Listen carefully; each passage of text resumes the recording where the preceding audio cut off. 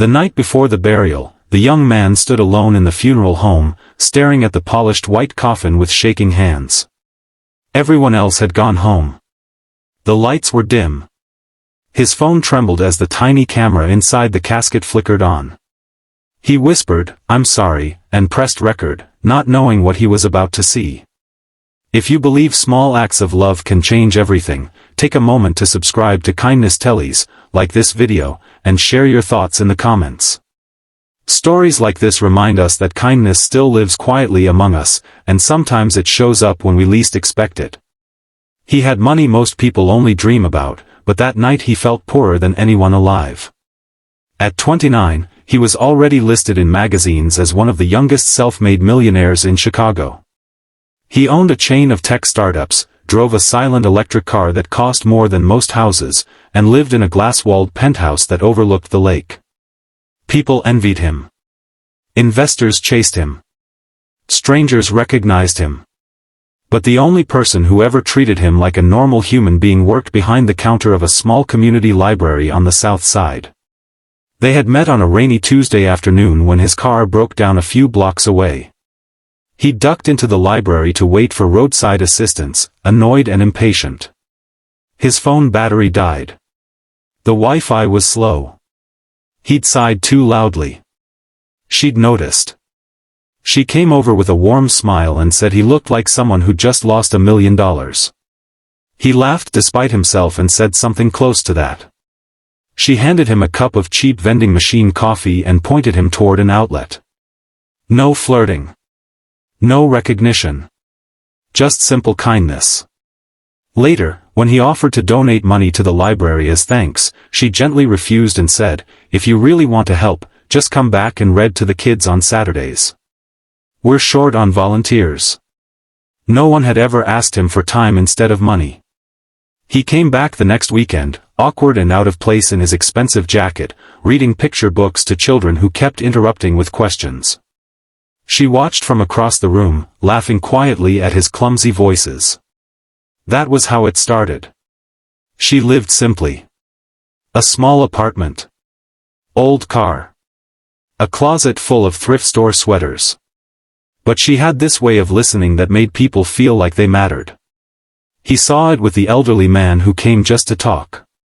With the teenage girl studying for exams. With the little boy who stuttered. She remembered everyone's names. With him, she never cared about his money. She teased him about his expensive shoes. Packed him homemade lunches. Once, when he complained about a stressful deal, she said, "You know, you can't buy peace, right?" and tapped his chest. "It's built in here." He started donating anonymously to the library, fixing broken shelves, funding after-school programs. She never knew it was him. He liked it that way. For the first time, he felt useful instead of powerful. Months turned into years. They traveled to small towns instead of fancy resorts. Ate street tacos instead of five-star meals. He began to imagine a future that didn't revolve around numbers and stock prices. Then came the night everything shattered. She was driving home from a late volunteer shift at a shelter when a drunk driver ran a red light. By the time he reached the hospital, the hallway smelled like antiseptic and heartbreak.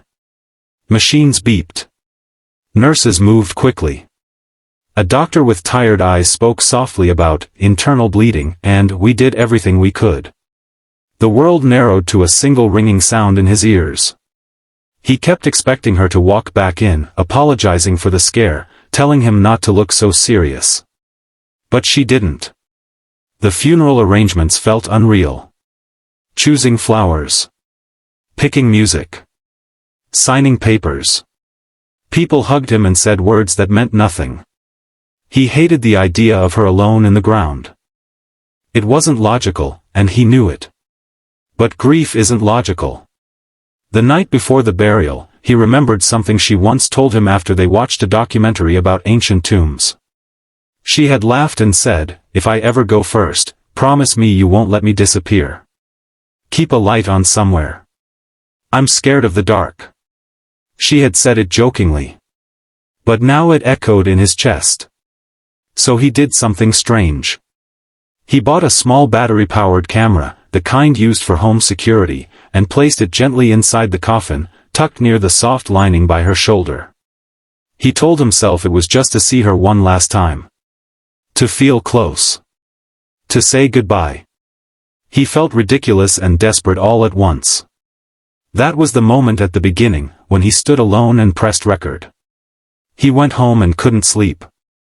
Around midnight, he opened the live feed on his phone. At first, it was just darkness and the pale outline of fabric. The image grainy. Silent. He expected nothing. Then he noticed something strange. A faint glow. Not from the camera. Something else. He squinted and leaned closer. The glow flickered near the corner of the coffin. After a second, he recognized it.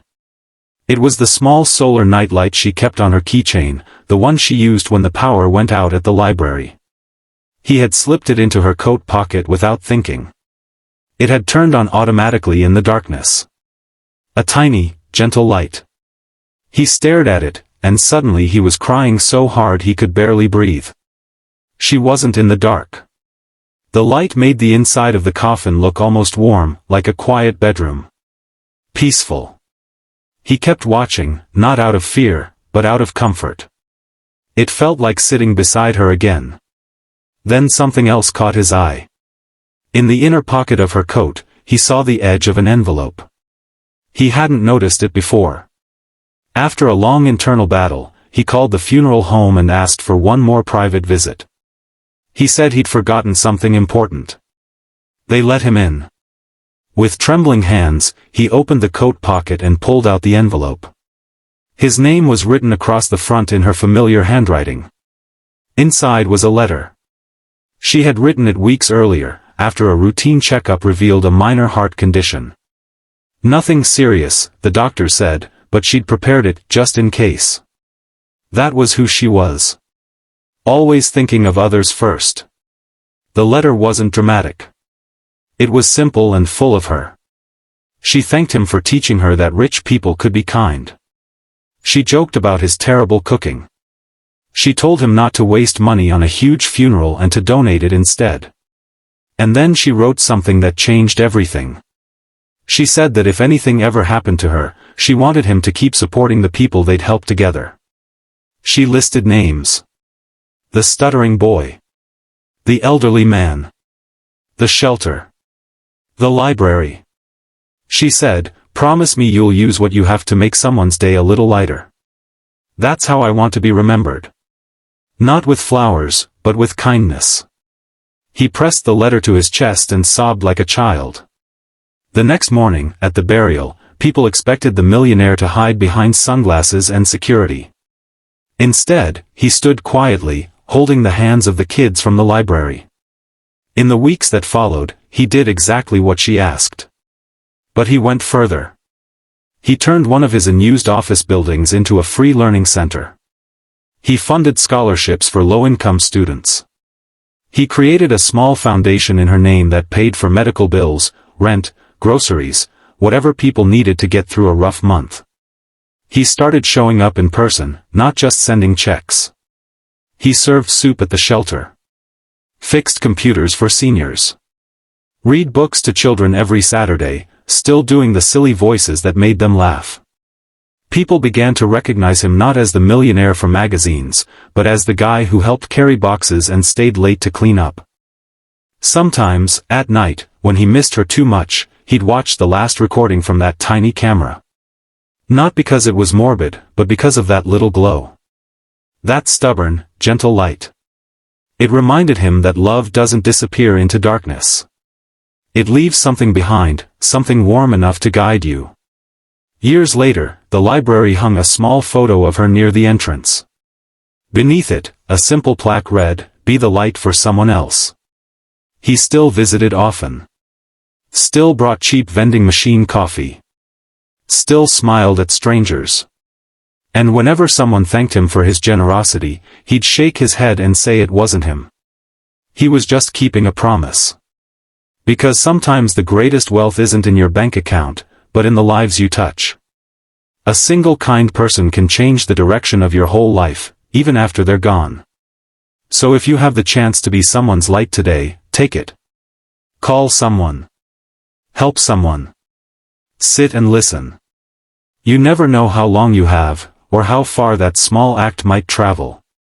And if this story moved you, share your own kindness in the comments. You might be the reason someone else keeps their light on tonight.